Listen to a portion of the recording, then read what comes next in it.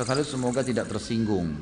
Istri saya sudah tertarik dengan pengajian Ustaz Khalid. Namun karena Ustaz Khalid poligami, istri saya jadi tidak mau lagi ikut pengajian Ustaz. Sampai saya sendiri jika mengikuti pengajian Ustaz Khalid sepertinya istri saya agak keberatan. Bagaimana cara mendakwahkannya? Hal ini terjadi waktu saya mengikuti pengajian A'agim dulu. Mohon penjelasannya. Sejelas-jelasnya Ustaz. Ini penutup ya. Sebenarnya saya dalam berdakwah, teman-teman sekalian, yang saya sampaikan ini bukan perkataan saya ya. Apa yang sedang saya sampaikan? Hukum dari saya. Ini teman-teman duduk di sini di pengajian. Ini untuk mendengarkan saya pribadi atau ilmu agama yang sedang saya sampaikan.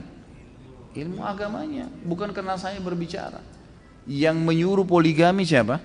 Allah Subhanahu wa taala.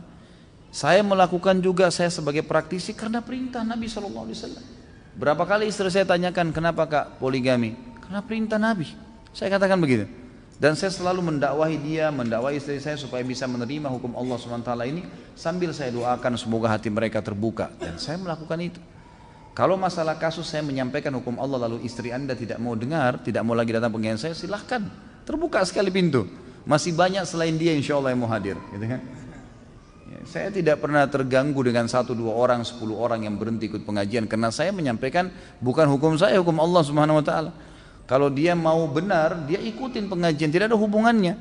Masalah dia belum bisa menerimanya, dia berdoa kepada Allah Subhanahu wa taala karena ilmunya masih kurang, gitu kan? Enggak mungkin karena hawa nafsu dia atau kemauan dia lalu kemudian hukum Allah kita tolak, enggak mungkin itu. Kan gitu. Tidak mungkin, mustahil. Siapapun dai yang takut kepada Allah lalu karena dia tidak mau poligami lalu dia mengatakan jangan poligami jemaah, nggak bisa. Allah Subhanahu wa taala yang perintahkan, walaupun dia belum mengerjakannya dia harus menyampaikannya, hukum Allah Subhanahu wa taala. Itu kan? Kalau masalah dia tidak mau hadir silahkan, ahlan wa sahlan. Mau hadir alhamdulillah. Yang penting saya menyampaikan ilmu Allah Subhanahu wa taala dan saya doakan mudah-mudahan Allah membuka hatinya. Biasanya justru orang yang kritis nanti malah dia yang hebat menerima itu. Ya. Biasanya begitu. Ya, mudah-mudahan insya Allah gitu kan, seperti itulah. Kalau antum mau hadir pengajian yang antum hadiri itu bukan istri yang mengatur. Kenapa harus diatur sama istri? Majelis ilmu antum wajib hadirin. Kalau istri nggak suka terus kita nggak hadir, nggak ada hubungannya.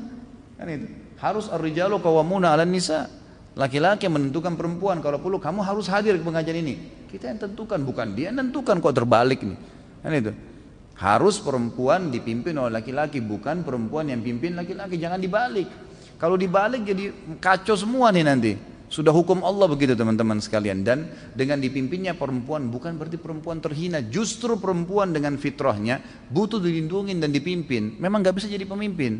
Memang gak bisa, fitrahnya begitu. Laki-laki Allah siapkan dengan sifatnya, karakternya, fisiknya, suaranya berbeda. Memang untuk nagih utang, antar jenazah, perang di jalan Allah. Emang itu dia pemimpin. Perempuan dengan lembutnya, dengan air matanya, dengan hamilnya, memang untuk di rumah dipimpin, dinaungin, dilindungin. Jangan orang yang memang kasih sering sedih, manja di rumah, orang yang memang urus anak, kemudian kita suruh memimpin di luar, nggak bisa, nggak ketemu. Kan itu. Jadi harusnya majelis ilmu yang antum hadir kapan antum mau. Dan jelaskan sama dia gitu kan. Masalah kita belum bisa menerima hukum Allah satu, jangan membencinya. Membenci hukum Allah berarti membenci Allah sebagai penerima hukum. Saya dan siapapun teman-teman dai akan menyampaikan yang benar kalau dia takut kepada Allah Subhanahu wa taala. Allahu a'lam. Mudah-mudahan Allah membukakan hati-hati setiap orang muslim untuk bisa menerima hukum-hukum Allah Subhanahu wa taala. Dan ingat teman-teman sekalian, majelis ilmu gunanya untuk mengubah kita menjadi lebih baik. Kalau memang kita tidak bisa berubah menjadi lebih baik, maka tidak usah hadiri majelis ilmu, gitu kan? Ilmu tujuannya untuk menambah ilmu kita, mengubah kita menjadi lebih baik, lebih patuh kepada Allah, dan dunia ini sebentar kita akan lalui menuju akhirat. Semua orang yang menolak hukum Allah di dunia, wallah, demi Allah teman-teman, menyesal di akhirat. Menyesal. Oh, coba dulu saya terima, udah nggak bisa, udah meninggal. Allah yang terapkan, tidak mungkin salah hukum Allah SWT. Kita yang harus bisa adaptasi. Kenapa Allah buat Ramadan sebulan ya? Allah maunya begitu, patuh. Kenapa nggak sehari aja Ramadan ya? Allah maunya begitu. Kenapa asar 4 rakaat ya, duhur 4 rakaat? Kenapa nggak digabung aja jam 2 sekali 4 rakaat? Loh Tuhan, kamu maunya begitu. Kitanya harus belajar, gitu kan? Kalau kita protes susah, nggak terima. Di akhirat rugi, di dunia juga rugi, kan gitu.